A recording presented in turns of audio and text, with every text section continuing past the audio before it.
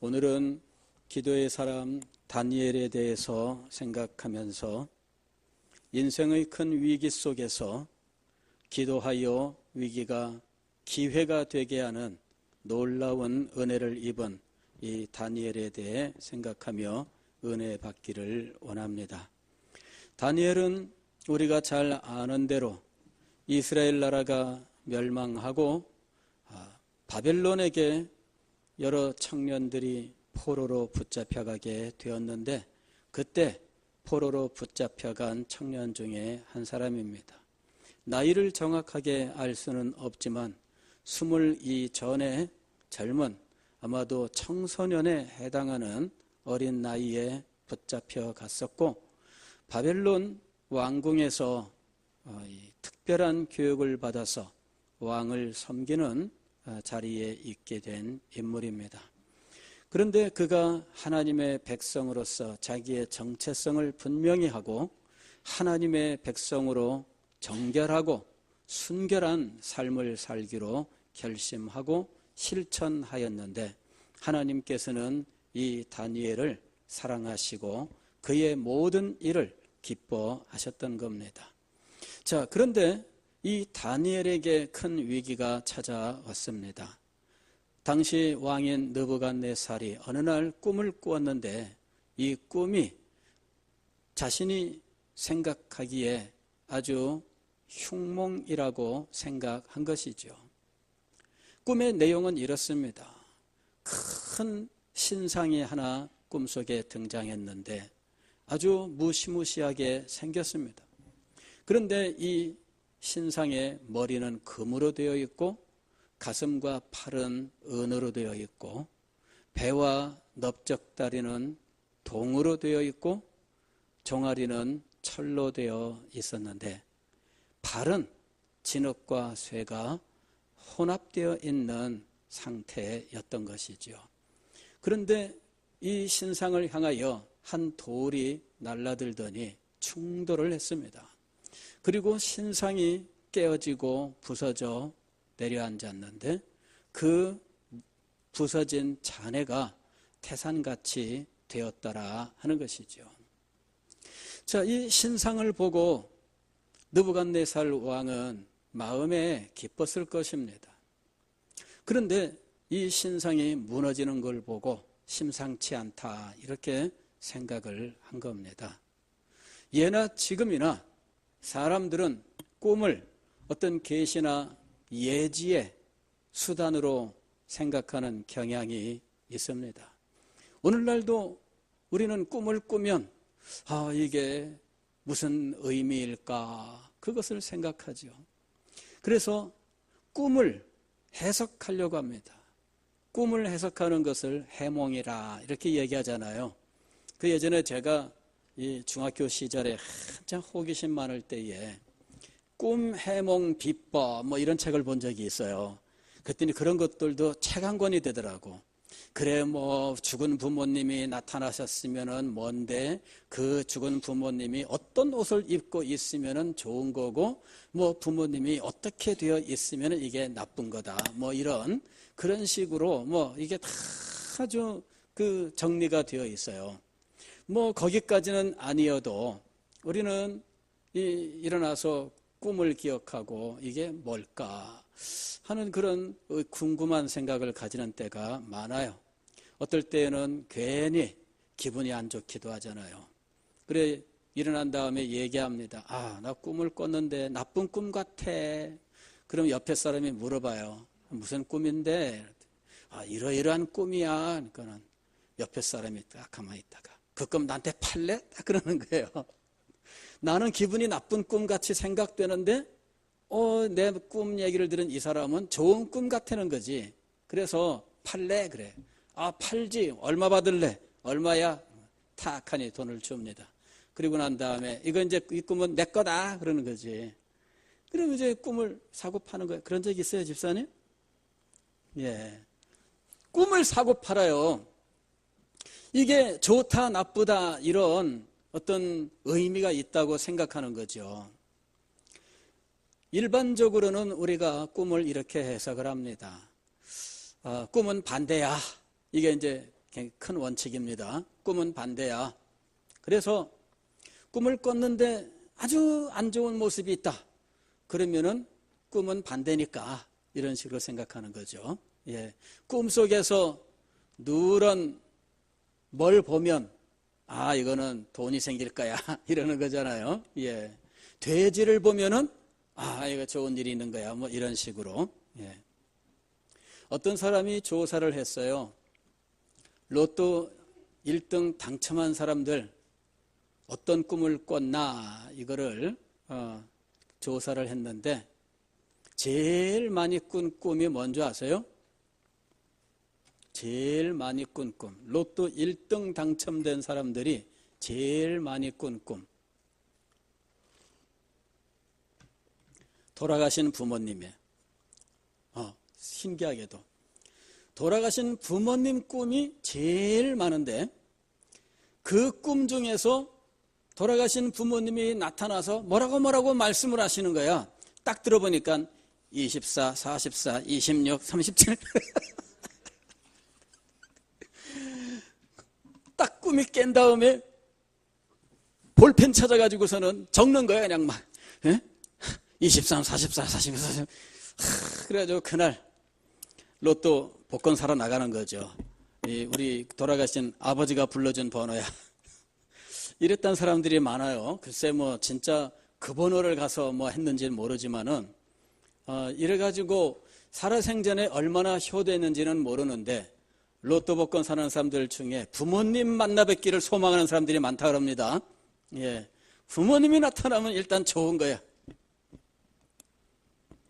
자, 꿈이 어떤 그 계시나 혹은 예지의 기능을 가지고 있는가 하는 것이죠. 오랜 세월 동안 사람들은 그런 생각을 갖고 있었어요. 지금도 주변에 보면 그런 사람이 많아요. 믿는 사람들 중에도 꿈 얘기하는 사람들 굉장히 많은데 특별히 기도하는 사람들 가운데 꿈 얘기하는 사람들이 많아요.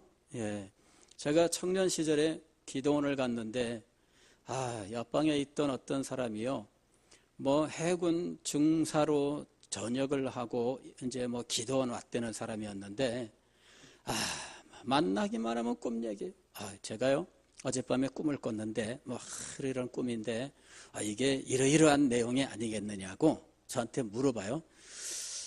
나는 그것과 이거를 연결시켜서 이렇다라고 말하는 이것이 난 도무지 납득이 안 되는데 이 사람은 그걸 믿는 거예요. 또 어떤 사람은 또 꿈 얘기를 하면서 이게 빨강색이 나타난 걸 보니까 이건 뭐라고 또 이렇게 뭐 나름대로 자기는 또 해석의 원칙이 있는 것 같아요. 그래서 제가 들어볼 때에는 터무니없는 경우들이 많은 거예요. 그래서 도대체 꿈이란 게 이런 예지의 어떤 기능을 갖고 있느냐.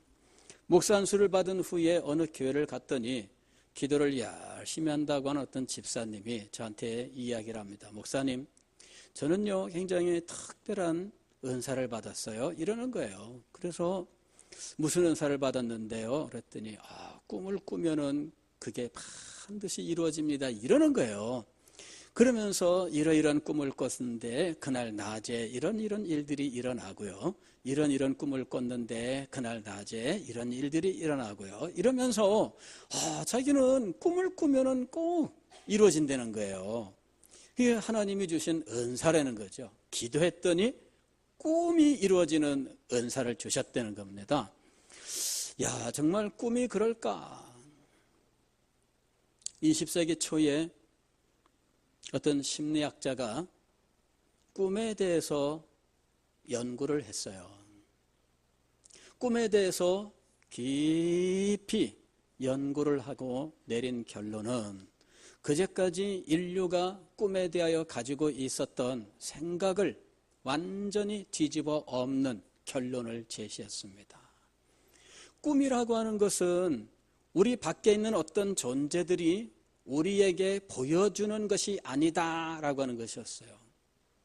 이제까지는 꿈은 우리와 상관없이 우리의 의지와 상관이 없이 어떤 존재가 우리에게 환상처럼 보여주는 것이라고 생각했습니다.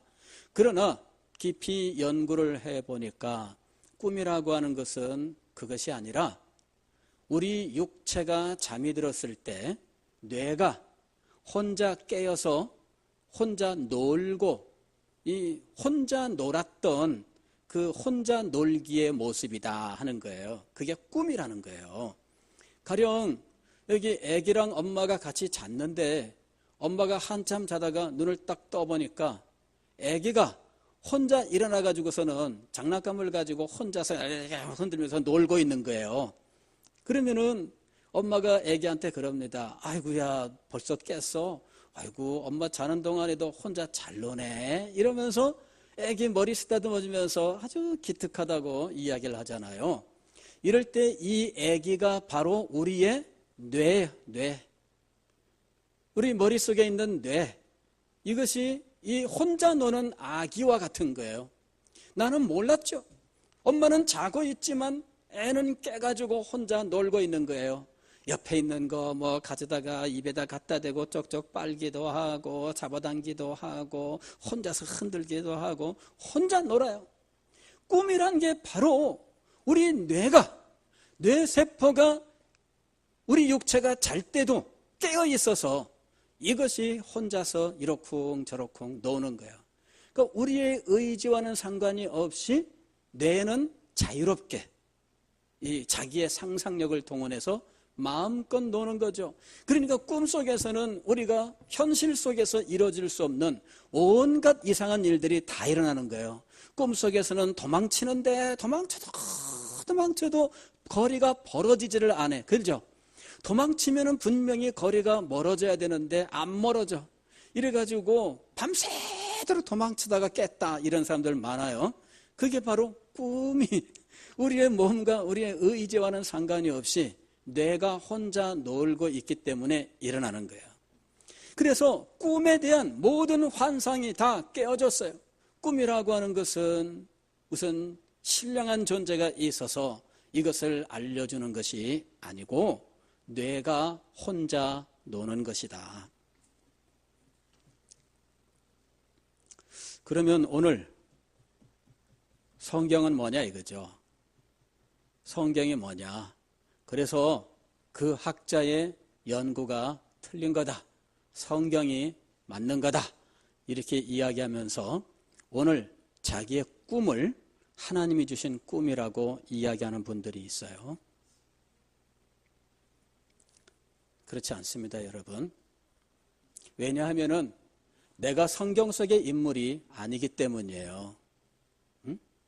내가 성경 속의 인물이 아니고 성경 속에 그 꿈이 나타난 그 시대와 그 상황이 오늘 내가 그대로 겪고 있는 상황이 아니기 때문입니다. 그래서 성경 속에서는 꿈에 대해서 이야기할지라도 오늘날 나는 내 꿈을 성경을 가지고 증명해서는 안 되는 거예요. 이 원리를 아실 수 있겠어요? 예. 인류 역사 속에 수없이 많은 사람이 살았고 그 사람들이 평생 동안 꿈을 꾸고 살았습니다. 이거는 숫자로 표현할 수가 없을 만큼 많아요. 그렇죠? 아무라도 그 숫자를 셀 수 없어요. 엄청난 겁니다. 그런데 그 모든 꿈이 하나님께서 알려주신 예지냐 하는 것이죠. 그렇지 않습니다. 오늘 성경에 나오는 이 느부갓네살 왕만 하더라도 그의 평생 동안에 얼마나 많은 꿈을 꿨겠어요? 그런데 그 중에 하나의 꿈인 겁니다. 그런데 그 수천 수만의 이 꿈 중에서 이 하나의 꿈을 가지고 만 개의 꿈이 모두 하나님이 주신 계시나 예지다라고 말하는 것은 잘못됐다는 이야기예요. 그렇게 많은 꿈들 중에 하나님의 특별한 목적으로 특별한 뜻으로 하나님께서 보여주시고 사용하시는 경우들이 있었는데 오늘 성경에 느부갓네살 왕의 꾼 꿈이 바로 그런 꿈 중에 하나였다 하는 거예요. 꿈에 대해서 우리가 분명히 정리를 하고 있어야만 됩니다. 오늘날 우리들이 아무리 기도를 많이 한다고 해도 그 사람이 성경 속에 이 꿈을 꾸는 것이 아닙니다. 그래서 오늘날 우리가 꿈에 대해서 과도하게 의미를 부여하는 것은 바람직한 일이 결코 아닙니다. 다만 성경 속에 이 느부갓네살이 그날 밤에 꾸었던 그 꿈은 분명히 하나님의 뜻이 있어 알려주셨던 거예요. 이후에 성경 말씀을 보게 되면 이 꿈의 내용과 그 의미가 자세하게 등장합니다. 느부갓네살이 자기가 정복자가 되어 크게 성공하고 여러 나라를 정복하여 제국을 이루었는데 그 왕국을 앞으로 어떻게 이루어갈지 그 장래에 대해서 여러 가지로 궁리하고 고민하던 차에 잠이 들었던 거예요. 그 밤에 하나님께서 이 신상을 보여주시고 이 신상을 통해서 역사의 의미를 가르쳐 주시기를 원했던 거예요. 이 신상은 우상을 섬기는 이 세상 나라를 의미하는 것이었습니다. 머리에 금으로 되어 있었다는 것은 느부갓네살의 바벨론 나라를 의미하는 것이었고, 여기에 넓적다리 이 가슴 이 은으로 만들었다고 하는 것은 그 뒤를 이어나온 메데 파사를 의미하는 거예요. 그 다음에 이 종아리와 이 발, 이것은 그 후에 나오는 이 알렉산더의 헬라 제국과 그리고 로마 제국을 의미하는 거예요. 로마 제국은 하나의 민족으로 이루어진 제국이 아니라 수없이 많은 민족들이 함께 어우러진 이런 나라입니다. 그래서 진흙과 쇠가 함께 섞여 있었다, 이렇게 말을 하는 거죠. 자, 이 세상 나라는 신상을 이루고 있습니다. 엄청나게 거대한 우상을 이루고 있습니다. 즉 우상을 섬기는 우상의 나라예요. 이것이 엄청난 권세와 능력을 보여주고 있습니다. 보기에도 무시무시합니다. 그런데 돌 하나가 날아올라서 이 신상을 쳤더니 신상이 깨어지고 산산조각이 났는데 그 무더기가 태산을 이루었다는 거죠. 이때 이 돌이 뭐냐 이거죠. 이 돌이 바로 산돌이신 예수 그리스도를 의미하는 거예요. 즉 왕이신 예수 그리스도의 하나님의 나라가 세상의 나라를 정복할 것이고 그거를 물리칠 것이고 깨뜨려서 마치 가루처럼 완전히 흔적도 없이 만들어 버린다는 역사의 진행에 대해서 말씀하신 겁니다. 그러므로 세상 제국을 이루고 만족했던 느부갓네살에게 겸손하여 하나님만을 섬기고 하나님의 나라로 돌아올 것을 가르치시는 것이 바로 이 꿈의 내용이었던 것이지요. 그 자세한 의미를 느부갓네살이 알지는 못하였지만 그러나 그는 이것이 분명히 안 좋은 내용이다 하는 생각을 갖게 된 거예요. 그래서 무슨 의미인지 정확하게 알기 위하여 그 갈대아 바벨론의 모든 이 박사들을 불렀던 것입니다. 그리고 이 박사들에게 이제 꿈을 해몽하라 이렇게 얘기한 거예요. 그랬더니 박사들이 이야기합니다. 왕이시여, 꿈을 말씀해 주시면 저희가 해몽해 드리겠습니다. 그랬더니 느부갓네살이 꿈의 내용은 내가 말해줄 수 없고 너희가 알아내서 해석해줘라 이거죠. 그런 법은 없습니다.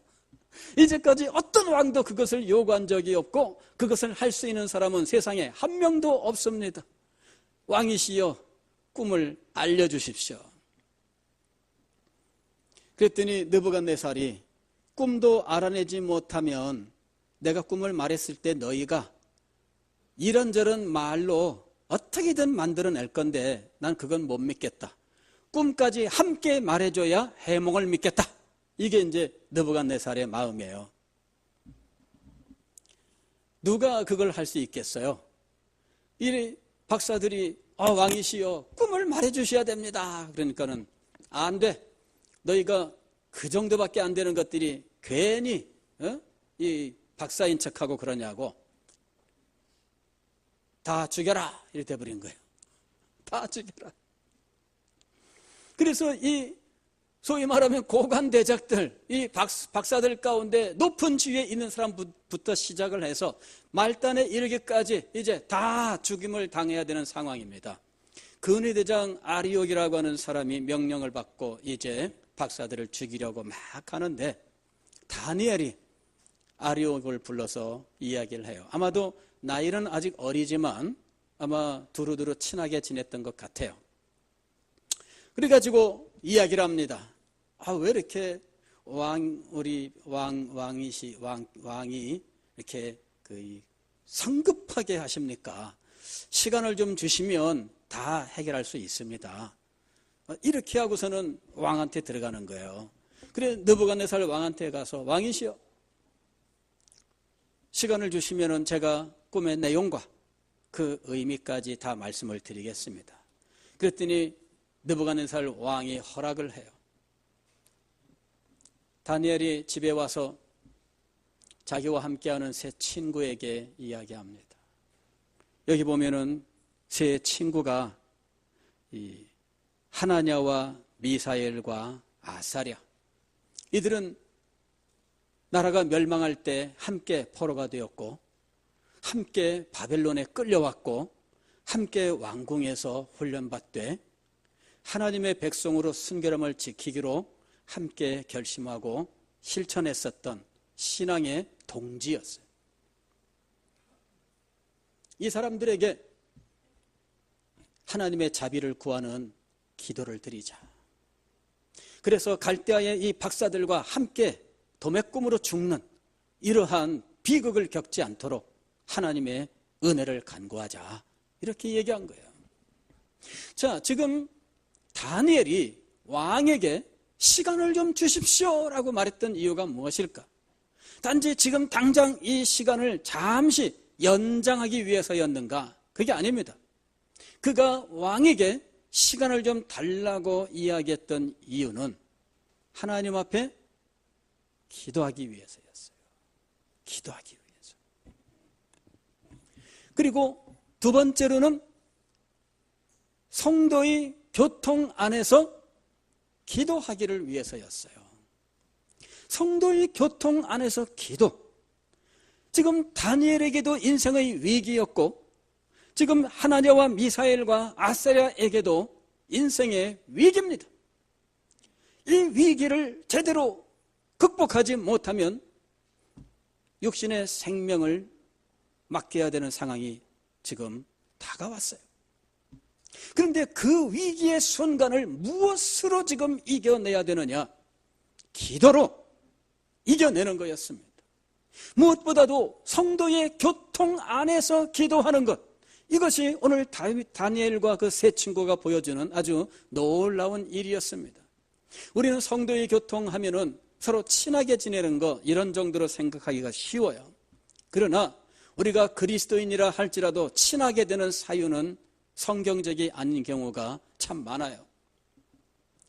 그냥 나이가 같으면 굉장히 친해지는 일들이 많아요. 한국 사람들의 특성입니다.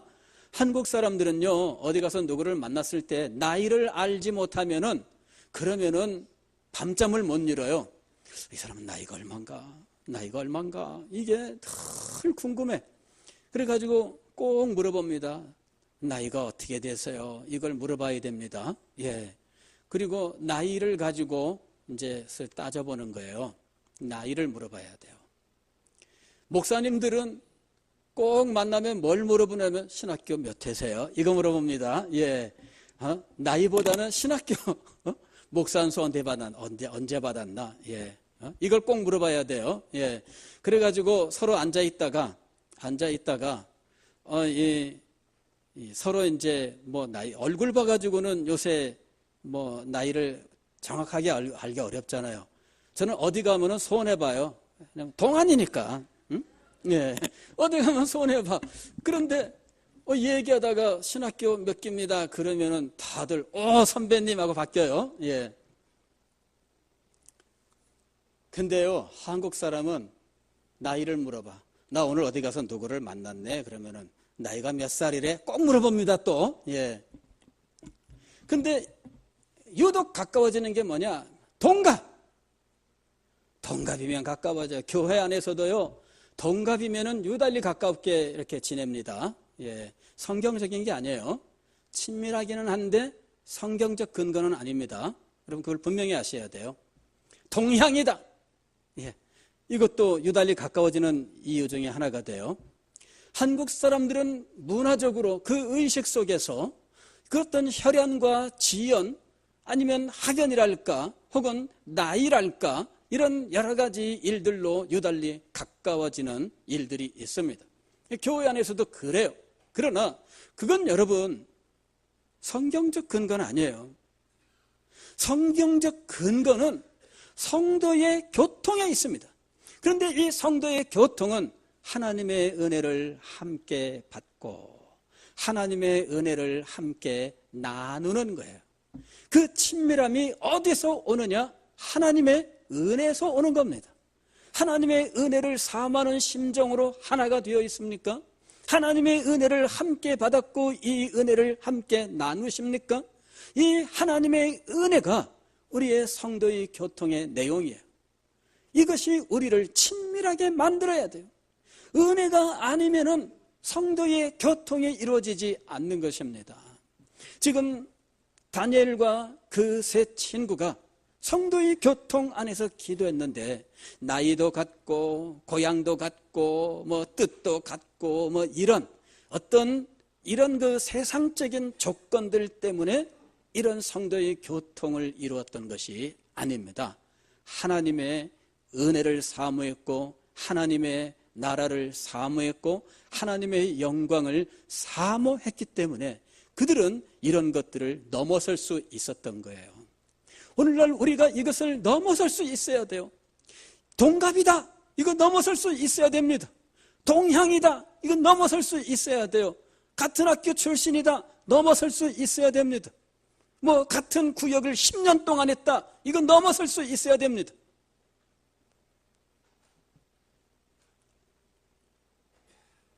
성도의 교통이 제대로 이루어지는 것이 얼마나 중요한지, 이게 교회의 본질이에요. 초대교회에서 아직 교회론이 분명히 세워져 있지 않았던 그 시대에 교회를 무엇이라고 얘기했느냐면 성도의 교제라고 얘기했어요. 성도의 교통이다, 이것이 교회다, 이렇게 얘기한 거예요. 성도의 교통이라고 하는 것은 눈에 보이지 않습니다. 이것은 영적으로 하나 되는 이런 눈에 보이지 않는 특성을 이야기하는 것이지요. 그런데 이것이 없이는 마치 시신과 같다는 이야기예요. 교회의 조직이 있습니다. 건물도 있고 교회의 제도와 조직이 다 완벽하게 갖추어졌는데 그 안에 성도의 교통이 올바로 있지 않다면, 그렇다면 그 교회는 시신인 거예요. 성도의 교통이 없는 교회는 시신입니다. 혹은 성도의 교통이 제한적으로 이루어지고 너도나도 파벌로 이루어져 있다면, 그렇다면 이 교회는 온전한 몸을 이루지 못해요. 왜 여러분 몸 중에 보게 되면은 자기 뜻대로 움직여지지 않는 지체가 있잖아요. 예? 그런 것들 중에 우리가 흔히 이렇게 보는 것 중에는 뇌성마비라고 하는 게 있어요. 이건 뭐냐면은 생각은 분명히 있는데 이게 생각이 이게 지체에 전달되어서 행동으로 옮겨지는 것은 보통 어려운 문제가 아니에요. 굉장히 어려운 문제예요. 저는 예전에 그런 분을 본 적이 있는데, 송명희 시인, 그죠? 굉장히 그 아름다운 시를 많이 쓴 이 송명희 시인, 이제 이 분을 한번 제가 만난 적이 있어요. 근데 말 한마디 하는 것도 굉장히 힘들어요. 한참 동안 뭐 얼굴을 막 이렇게 막 근육을 막 찡그리고 입술을 갖다 모았다 당겼다 막, 그리고 몸을 막 비틀고 막 하다가 한마디가 나오는 거예요. 그 정도로 힘들고 어려워요. 성도의 교통이 끊어져 있는 교회는 그런 교회입니다. 그런 교회가 어떻게 하나님의 일을 신속하게 할 수 있으며 어떻게 하나님의 나라를 이 땅에 바르게 이뤄나갈 수 있겠어요? 성도의 교통이 온전히 이루어지는 교회는 모든 혈맥이 다 열려서 이 모든 그 혈맥을 통해서, 혈관을 통해서 이제 피가 아주 원활하게 흐르고 있는 것과 닮아 있는 거예요. 아니면 뇌로부터 명령이 신경을 통하여 몸에 바로 전달돼야 되는데 이 부분이 제대로 이루어지지 않으니 협력이 안 돼요. 성도의 교통, 이것이 교회의 생명이에요. 그리고 성도의 교통 안에서 기도하는 것, 이것이 교회의 능력입니다. 이것이 이루어져야 돼요. 이것이 이루어져야 돼요. 지금 다니엘은 왕에게 시간을 좀 주시면 꿈과 그 해석을 말씀드리겠습니다. 왜 시간을 좀 달라고 했을까요? 물론 하나님 앞에 기도해야죠. 하나님께로부터 받아야 되겠죠. 그런데 그는 성도의 교통 안에서 기도할 것을 작정하고 있었던 거예요. 그래서 하나냐와 미사엘과 아사랴에게 함께 기도하자. 함께 기도하자.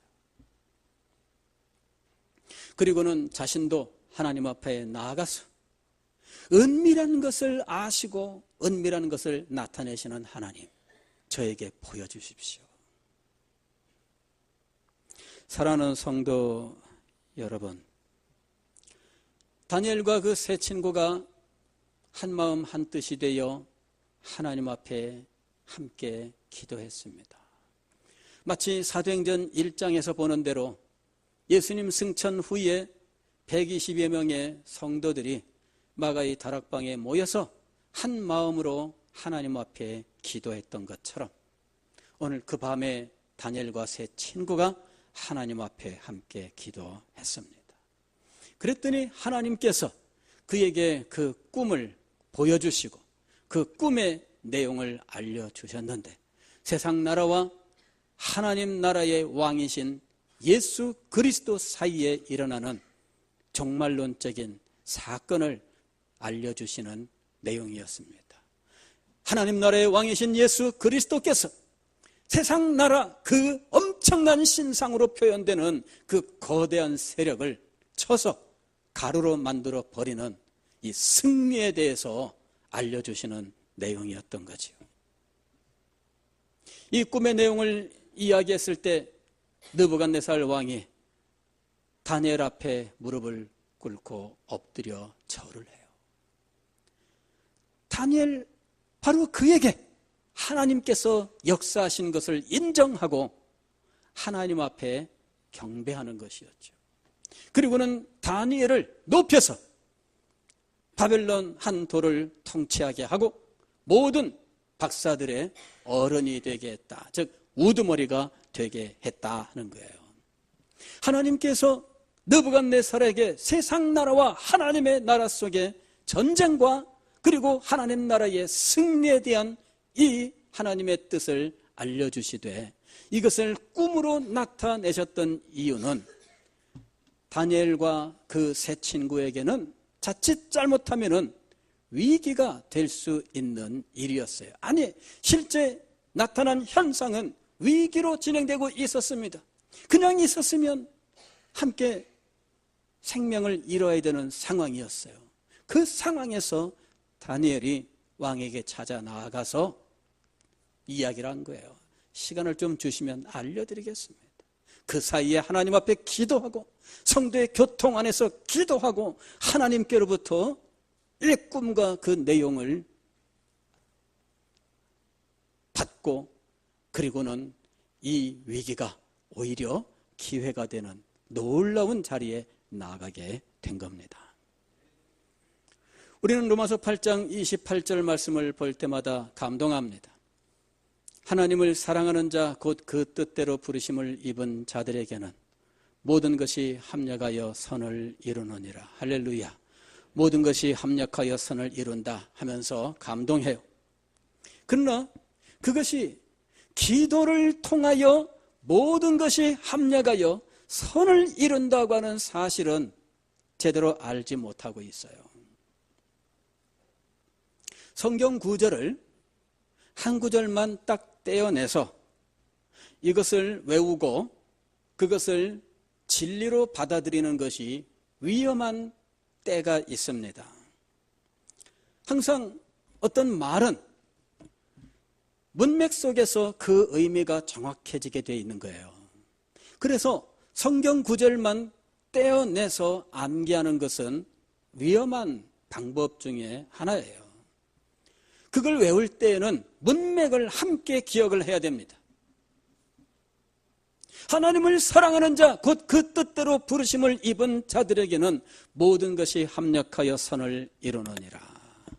그런데 27절, 26절, 25절, 24절 계속 위로 거슬러 올라가 보면 그것은 위기 속에서, 고난 속에서 하나님 앞에 기도할 때 성령께서 우리 영혼 속에 내주하사 우리의 영혼으로 더불어 하나님 앞에 기도한다라고 말씀하고 있어요. 그러면서 하나님의 뜻을 아시는 성령의 기도에 대해서 말씀하고 있습니다. 즉 우리의 기도 속에 우리의 영혼과 더불어 하나님의 뜻을 따라 간구하는 성령의 기도가 있습니다. 즉 성령 안에서 교통 속에서 기도하는 기도가 있는 겁니다. 그 기도가 응답되어서 모든 것이 합력하여 선을 이루는 겁니다. 고난과 난관과 위기와 모든 것들이 합력하여 선을 이루게 되는 이유는 성령께서 우리와 함께하사 교통 속에 기도하시는 역사가 있기 때문입니다. 즉 우리의 기도가 하나님 앞에 상달되어 모든 것이 합력하여 선을 이루게 된다는 겁니다. 기도가 없이 그냥 모든 것이 합력하여 선을 이룬다고만 생각하는 것은 반은 맞고 반은 틀려요. 반은 맞고 반은 틀린다는 말은 다 틀렸다는 말입니다. 기도가 없이는 모든 것이 합력하여 선을 이루는 일이 일어나지 않습니다.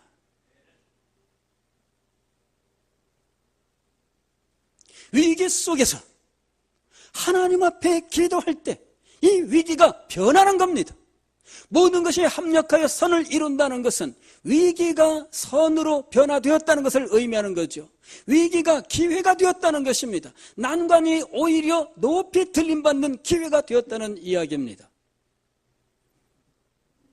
다니엘이 바로 이 위기 속에서 하나님 앞에 기도할 용기를 낸 거예요. 왕에게 찾아가서 왕이여 시간을 좀 주십시오. 그는 분명한 목적을 가지고 있었어요. 내가 하나님 앞에 기도하리라. 그리고 성도의 교통 안에서 나의 신앙의 동지들과 함께 기도하리라. 마음속에는 분명한 믿음이 있었습니다. 하나님께서 반드시 나에게 꿈을 알려주실 것이며 그 꿈의 의미를 깨닫게 해 주실 것이다. 분명한 목적이 있었고 분명한 확신이 있었습니다. 그리하여 그는 그 목적과 확신을 가지고 왕 앞에 나갔던 거예요. 그리고 그는 마침내 성도의 교통 안에서 함께 기도하면서 하나님께 간구할 때 하나님께서 그의 믿음, 그의 확신에 답을 허락해 주셨던 겁니다. 그는 위기가 오히려 기회가 되는 놀라운 은혜를 체험하게 되었습니다. 이 변환을 시켰던 이 결정적인 변환의 이유는 기도예요. 기도가 이것을 바꿔 놓은 겁니다. 다니엘의 인생은 이때의 기도가 결정적인 기도가 되어서 이후에 다니엘과 세 친구가 하나님 앞에 어떻게 기도하였는지, 그리고 다니엘이 어떻게 기도 속에서 마침내 예레미야 선지자가 예언했던 70년의 포로 생활이 끝나는 때를 알게 되었고, 이 때를 위하여 하나님 앞에 어떻게 그의 생명을 걸고 기도하였는지 다니엘서는 그의 생애를 보여주는 거예요. 그는 고난 혹은 역경 혹은 위기 이런 것들을 오히려 기회로 바꾸는 놀라운 사람이었습니다. 그리고 그렇게 변화의 일들은 그의 기도 속에서 이루어졌던 것입니다. 사랑하는 성도 여러분, 오늘 우리는 하나님 앞에 기도하는 사람이 되어야 할 것입니다. 우리의 눈을 열어야 됩니다. 우리는 우리의 삶 속에 찾아온 어떤 일들, 그 겉으로 드러난 것만 보고 낙심하기 전에 오히려 하나님께 기도할 결심을 해야 됩니다. 그리고 확신 가운데 하나님 앞에 나아가서 기도해야 됩니다. 그리하면 변할 것입니다. 그리하면 바뀔 것입니다. 그리하면 위기가 기회가 되어서 하나님을 기쁨으로 찬양할 수 있게 될 것입니다. 이 놀라운 은혜 속에서 기도하는 여러분이 되시기를 주의 이름으로 축원합니다. 기도하겠습니다.